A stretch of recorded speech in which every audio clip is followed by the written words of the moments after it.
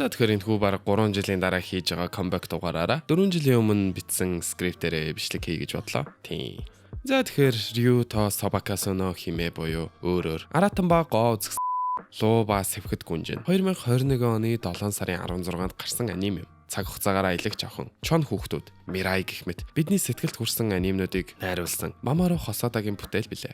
Луу ба сэвхэд гүнжийн одооноос Бэл гэж товчлно. Энэ гол дүр болох Сүзүүн жижигхэн тосгонд амьдардаг жирийн л нэгэн ичимхий ахлах сургуулийн сорогч охин бөгөөд олон жил тэрээр ийн амьдарчээ. Нэгэн өдөр дотны найзынхаа явуулсан нууцлаг линкээр орон Юугийн виртуал ертөнцид Бэл нэрээр орж дуулах чадвараа эргэн олж аван шөнийн дотор Юугийн хамгийн алдартай дуучин болсноор киноны гол үйл явдал цааш өрнөдөг. 21 онд мэдээж зарим нэг шалтгаануудын улмаас тийм ч олон театрын нээлтүүд байгаагүй ч энэ хугацаанд хүчин авсан жанр бол мэдээж CG 2D анимашнууд юм. Чөтгөрийн ангуучийн 2 дугаар улирал Arcane, Puss in Boots: The Last Wish, Into the Spider-Verse гэд жинхэнэ live action кинонуудын хизээж бүтээж чадгааргүй шар ус босгосон сцен. Сэтгэл хөдлөлүүдийг 2D, 3D анимашн гаргаж болно гэдгийг 2021 он бидэнд харуулж чадсан билээ. Дан ганц зүгээр л нэг хүүхэлдэйн кино биш. Кино урлагт зайлшгүй байх шаардлагатай жанр бол анимашн ялтчгүй мөн юм. За тэр ч яг. Өнөөдрийн бичлэгийн гол сэдв Бэл шүү дээ. Хэрвээ та Бэлийг үзээгүй тэгээд өөрөө үзмээр байгаа бол энд спойлерын харуулга өгье. За тэгээд спойлер дуулмааргүй байгаа хүмүүс нь гарсан гэж найдаа. Киног эхлэхэд дуу оруулагч эмэгтэй бидэнд Юугийн ертөнцийн талаар танилцуулга өгдөг. Юу нь ерөнхийдөө тийм дотор нь орж болдог метаверс шиг цахим ертөнц. Уг ертөнцийн барилгууд нь баг зэрэг цахиур ногоон өнгөтэй тэнгэр багандсан өндөр барилгууд байх бөгөөд яг л компьютерийн их хавтан доторх шиг харагдана. Хамгийн анх юу руу ороход таны био хэмжээс, нууц авьяас гэх мэт зүйлийг тань ашиглан танд AC аватарыг бүтээж өгдөг.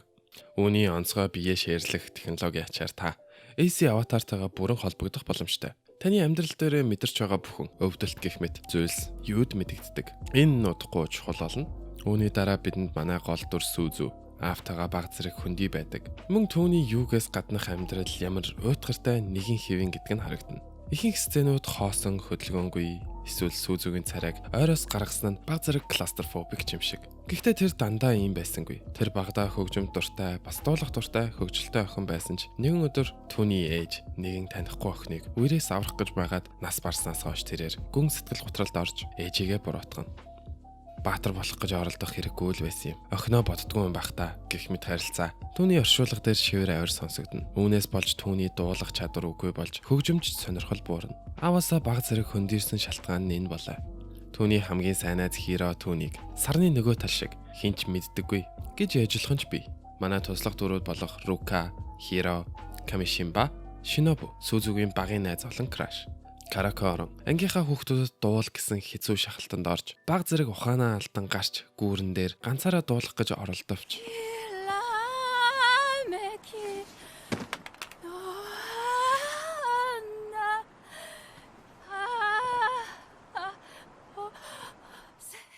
хин нэгэн хийхийг хүссэн дуртай зүйлээ хиймээр байвч чадахгүй байх цохирлын мэдрэмж. Сүзүүгийн хачин сайн найз Хиро түнд Юугийн урилга явуулж тэрээр өөрийнхөө нэртэй дуудлага төстэй хонх гэдэг нэр бодож өөртөө Бэл гэсэн нэрийг өгдөг. Энэ бүхнээс өмнө ангиараа зураг авахулж байх үед сургуулийн хамгийн хөөрхөн охин хэн бэлээ? Рука. Түүнийг дуудан хажуудаа ардаа суулгаад зураг авахулдаг. Тэрхүү зургийг Сүзүү өөрийн AC аватарыг бүтээхдээ ашигладаг боловч Юу түүний царайг Лукагийнхтай холж үнэхээр үзэсгэлэнтэй хөөрхөн аватар бүтээдэг. Сүзүү баг зэрэг эргэлцсэн ч уг аватарыг өөрийгөө гэдгийг хүлээн зөвшөөрөн Юу руу ордог. Юу аватарыг бүтээхдээ Рукагийн царайг андуурсан уу? Эсвэл Сүзүүгийн нууц гоо үзэсгэлэн харсан уу? Таал шийд.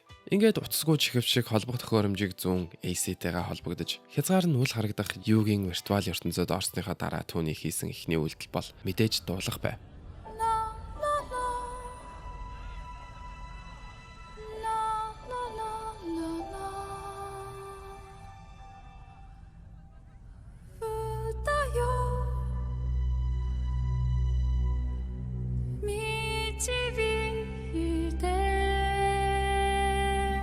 Дуулж чадахгүй маш удасны эцэст түүний хоолойноос түүний хүссэн өнгө гарахад гаргасан түүний хариу үйлдэл. Ятто. Тайта. Энэ ганцхан өгүүлбэрт ямар олон сэтгэл хөдлөл орсныг түүний дуу оруулагч маш сайн гаргаж чадсан. Дахин дуулах боломжийг олсон тэрээр эргэлзэх зүйлгүй дуулдаг. Хүмүүс түүнийг хэн дуулаад байна болооч Ямар сонин дуу вэ гэх мэт сөргөөр хүлээн авч байсан ч эдгээр нь түүний дуунд хайртай хайрыг давж үлч чадна. Түүнд шууд сайхан үг хэлсэн ганц хүн нь нэгэн нууцнлаг бяцхан сахиусан тэнгэр мэт зүйл байлаа. Түүний хэлсэн үгс яг л робот хэлж байгаа ч юм шиг. 君は素敵。君は綺麗。ありがとう。 Арай ирч хүчтэй аз жаргалтай болсон нь илт харагдана. Учир нь мэдээж тэрээр эцэст нь дуулж чадлаа шүү дээ. Түүний сэтгэл готрал ичимхий байдал 100% арилаагүйч илүү өөртөө итгэлтэй болсон ч юм шиг. Гэтэл маргааш утсаа шалгатал бэл 23 сая дагагчтай болоо зогсохгүй. Тэр нь Илон Маскийн минутын орлого шиг л тоологдно. Энэ нь Сүзүг баг зэрэг цочролд оруулдаг. Энэ гинтийн амжилт ганцхан түүнийг цочрдуулсангүй. Юугийн маш олон хүмүүсийн мөн Юугийн хамгийн алдартай дуучин Пеги Сүү хүртэл түүний тухай ярих нь түүний алдрыг улам нэмэгдүүлж байв. Сүзүү хэдий Бэйлийн төрөөр дуулж анхны дуулалтаараа л маш том амжилт гаргасан ч тосгоныхоо эгч нарын өмнө дуулах зориг дутсан хэвээр. Крашта нэг муухай ашиглаж ганц дугаар одолсныхаа дараа Хирогийн тусламжтайгаар Ю Паласт тоглолт хийхээр болдог. Юу л буруу дуу гэж дээ, тийм ээ?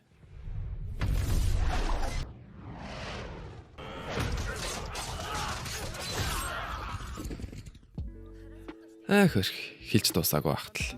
Эцэст нь манай Canon-ын нэрний тал болсон луу. Тэрээр Юугийн хэрэглэгчдийн дунд Бэлээс дутгааргүй алдартай. Гэхдээ муу талаараа түүнийг ерөнхийдөө аратан гэж хожилдог бөгөөд тэр яг л аратан шиг тулалддаг гэдэг.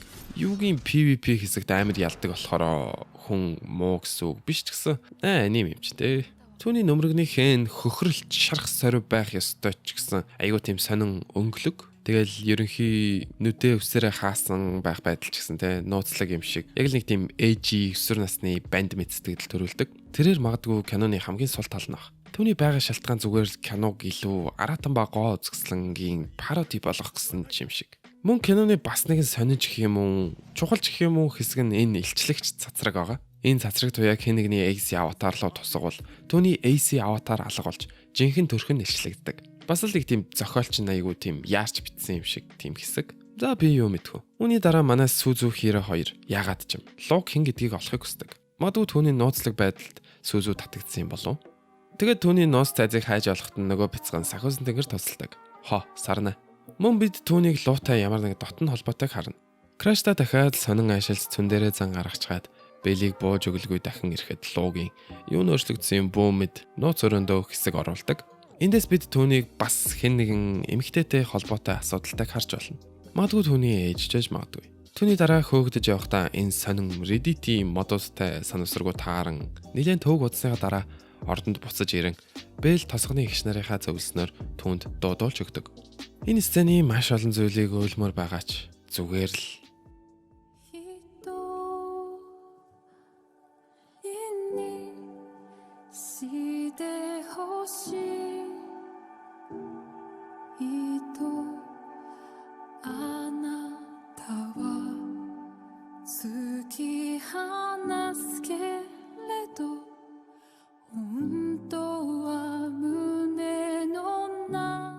энэ кинонд бөглөөгүй үлдээсэн маш олон нүх байгаа ч гэсэн Сүзүү ташуу зураас Бэлийн дуу нүх болгоныг байхгүй мэт санагдуулж чаддаг.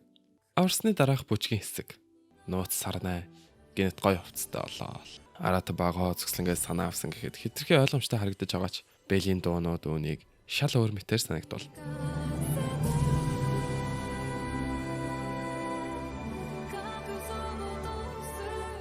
Ганцхан Японч түүний англи хувилбарч гэсэн маш сайн дуу оруулагчтай. Яг л нэгэн тэнгэрийн элч Диважингаас дуулж байгаа мэт. Энэ үзэгдэл сценд онцгийн багч үүний дуу намайг энэ сценийг дахин үзээд л баймаар санагдуулна. Үүний дараа нэг чухал зүйл болохгүй байсаар Сүзүү Лукатай уулзсан. Түүний сайн хүний Камишин буюу нөгөө завчин гэдгийг мэднэ. Ингэсний дараа Canon-ы хамгийн бэст хэсэг.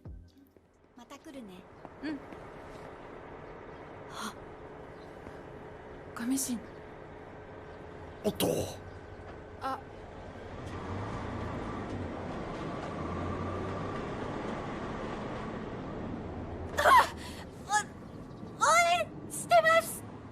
応援近見くんの応援応援してくれるってことはさ、渡辺さん、俺のことちょっとは好きってことかな。嘘だよ嘘、冗談冗談。あれ？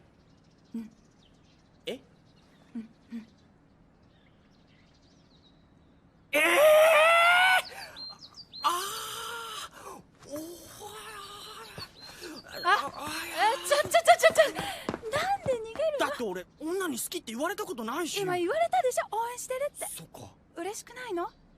嬉しい。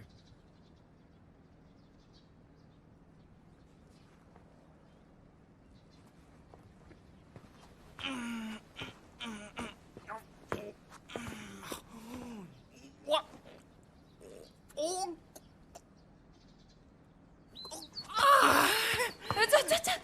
俺女と何話していいか分かんない。何でもいいよ。ありがとうとか頑張るよとか。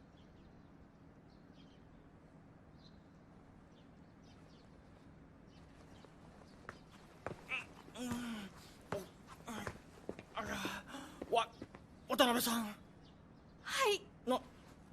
普段何してるの？音楽。近見くんはどんなの聞くの？ベルとか。ベルすごい聞く。マジで？一緒じゃん。Хэрвээ та энэ гурван айл нэгнийх нь оронд байж үзээгүй гэвэл битгээл тэгж хотлоо яриараа да. すず、さ、俺ずっとすずに言えなかったことがあって。すず。しのぶくん、ごめん。私も今までしのぶくんに言えなかったことがあって。ああ。私、実は。分かってるよ。私、実は。すず、ベルだろ。はあ？本当はベル、すずだろ。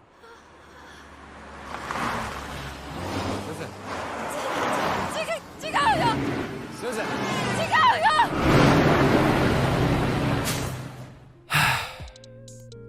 Хэлэгч үг алга. Луу асуудалд орчээ. Намайг түрүү нэг чухал юм болдоггүй гэж хэлснийг санаж байна уу? Тэр хооронд нэг чухал юм болсон юм байна. Манай All Mighty-гийн хямдхан косплей шиг нөхөр байгааз тэр Бэлийг 3 Fury-тэйгээ хамт барьж байцааж бас нөгөө ногоон гэрлээрээс сүрдүүлдэг. Бэл азар луугийн хамгаалагч бяцхан ботнуудын ачаар зугтдагч луугийн цайзаас зүүж ирсэн сарнын дэлбээ дээр гай болж түүний цахим NFT төрөвчнийх нь адрес байж таардаг. Бас л нэгэн сүзүүгийн дуугаар нөхөх зохиолын алтаа. Тэгэд хямдхан All Mighty маань түүний худалдан авсан цайзны NFT түүхийг Google-с хайгаад цайзны байршлыг олонд дэлгдэг. Мэдгүй нөгөө ногоон юмар л бодсон юм байлгүй. Ингээд Хирогийн хараал идсэн Google NASA-гийн компьютер. What? Hello. Уучлаарай, гэхдээ энийг хардаа Хиро ямар кванти компьютер ашиглаад байгаа юм бэ тиймстэй. Ганц нэг муу Chrome-ийн tab ямар их RAM иддэг үлээ тиймстэй. Сүзүгийн энгийн тарих 2.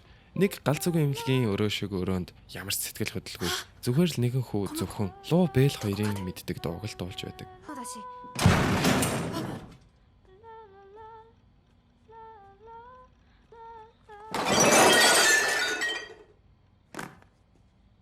わからないならやめて。ともくんを責めないで。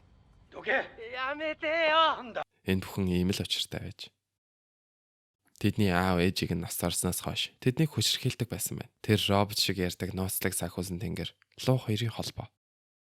Ах нь аутизмтай дүүгээл хүчрхийлэгч ааваасаа хамгаалдаг байж шүү дээ. Тэр зовлон шаналн түүнд луу шиг амар төрх мөн тийм тулалдах чадвар өгчээ. Сүзүү түүнд туслахыг оролцсон боловч түүний итгэлийн төвшин аль хэдийн хасах руу оржээ. Хүмүүс бүгд л туслана гэдэг ч жинхэнэ тусламж хизээж биелдэггүй.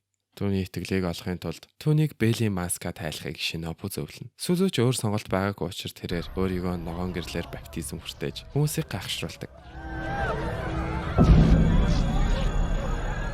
Хиро түүнийг сүзүү дүрээрээ дуулж чадахгүй гэж айж байсан ч.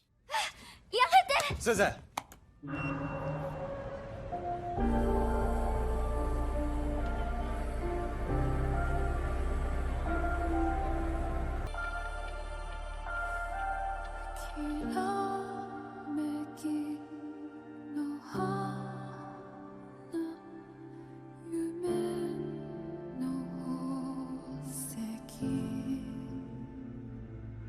世界は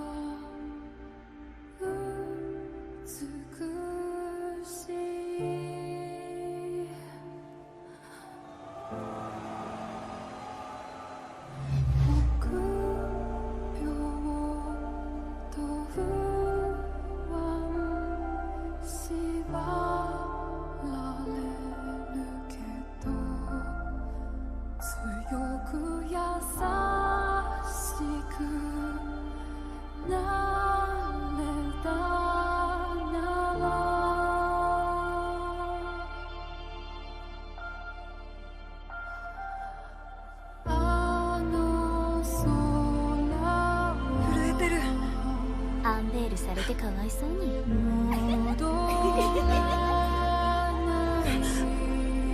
ベル。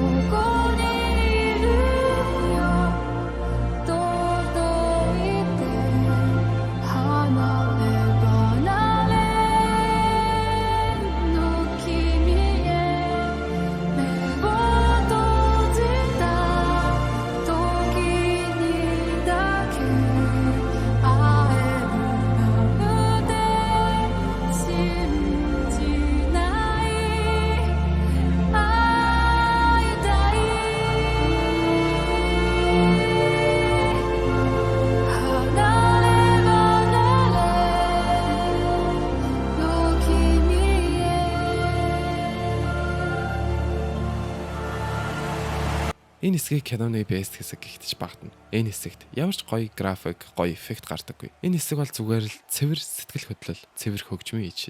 Хамгийн хайртай дотны хүнээ алдах ямар хэцүү байдгийг, хүмүүс түүнийг яаж хүлээн авдгийг энд үнэхээр сайн харуулсан.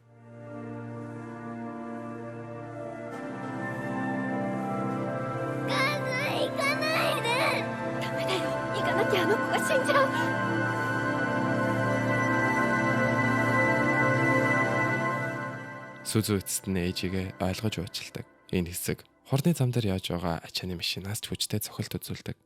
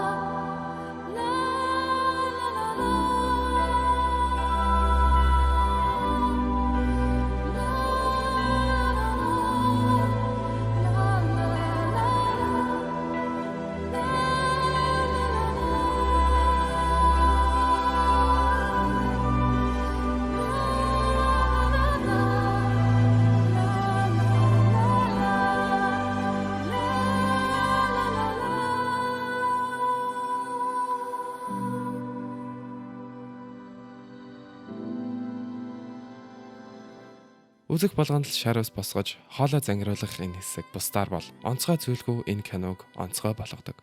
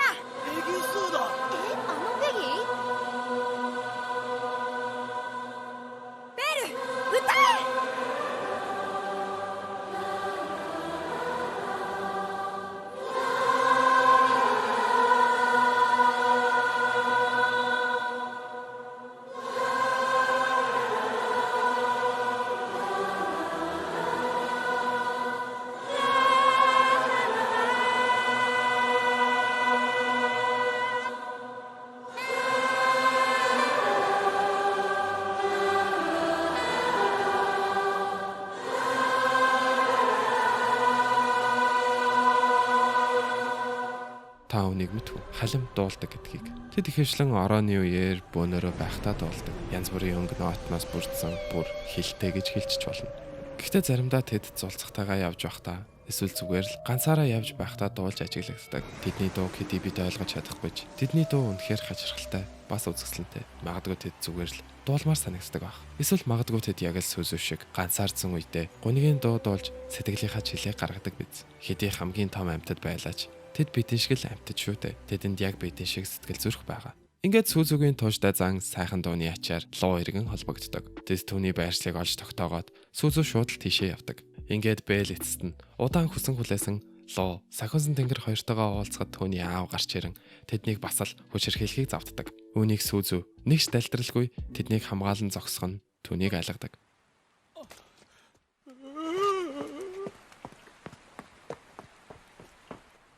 会いたかったよベル。私も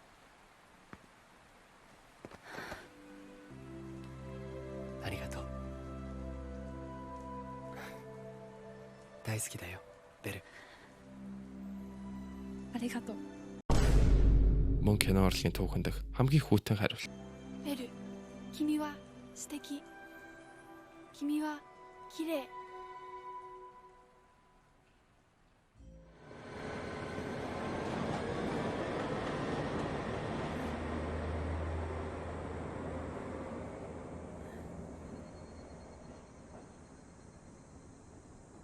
今日ご飯は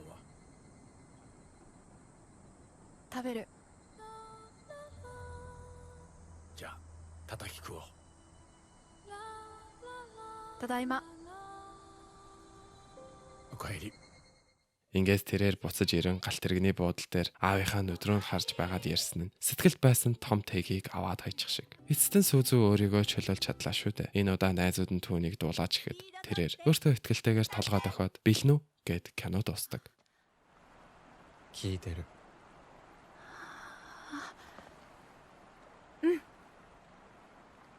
じゃあ行くよ。 Энэ кино хэдий Маморо Хосодагийн шилдэг бүтээл биш ч магадгүй хамгийн шинэлэг бүтээл нь баг. Бодит байдал цахим ертөнц хоёр уламл ялгагдахын аргагүй болж баш хурд тастай хөгжиж байгаа өнөөгийн цагт хүн болгон аватарынхаа өмнөөс жүжигэлдэг болох цаг тун удахгүй. Хүн болгон янз бүрийн нөхцөл байдлыг өөрөөр хүлээж авдаг. Ялангуяа хайртай нэгнээсээ хахацах бол хэн нэгэнд учирч болох хамгийн амар зүйл шүү дээ.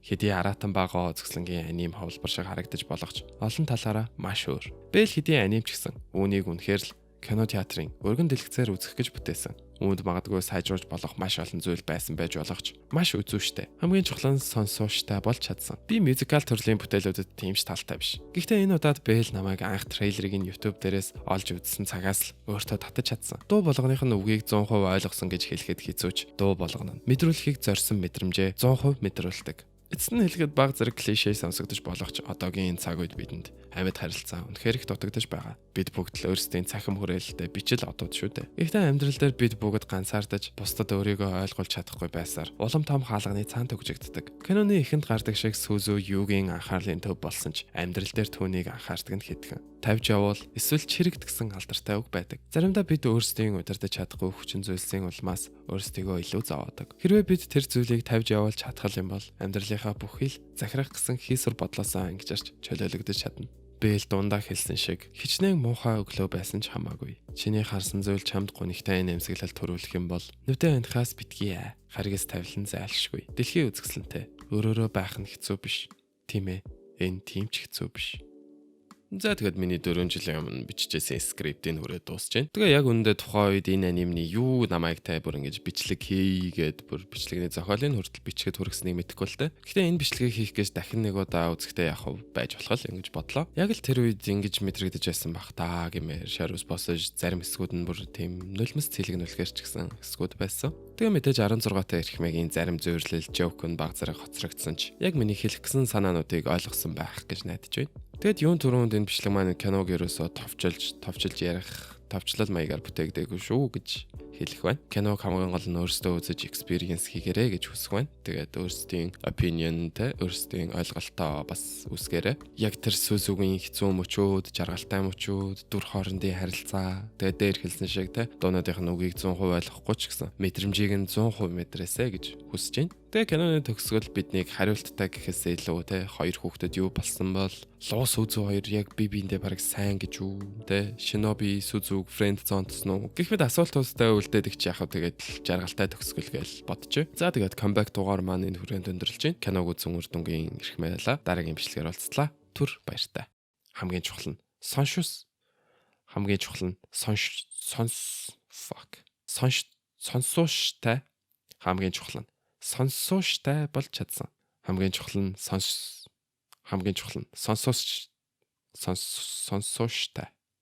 Хамгийн чухал нь сонсууштай болж чадсан.